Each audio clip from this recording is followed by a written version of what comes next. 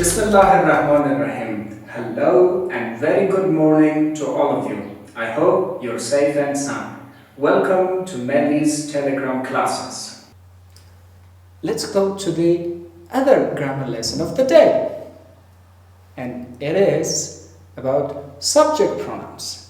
ضمایر فاعلی. They are used as subjects. طبق که از نامش معلوم است. ضمایر فاعلی به طور فاعل در جملات استفاده میشه. For example, I یعنی من. I am a teacher at Melly. What is the subject in this example? Of course, it is I. We یعنی ما. We are doctors. You به معنای شما یا تو. هم مفرد میتونه باشه و هم جمع. You are a student.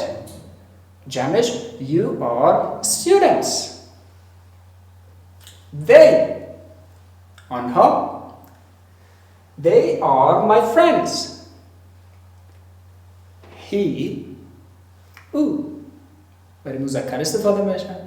He is a police officer.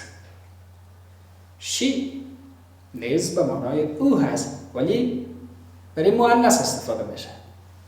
She is a nurse. And the last one is it.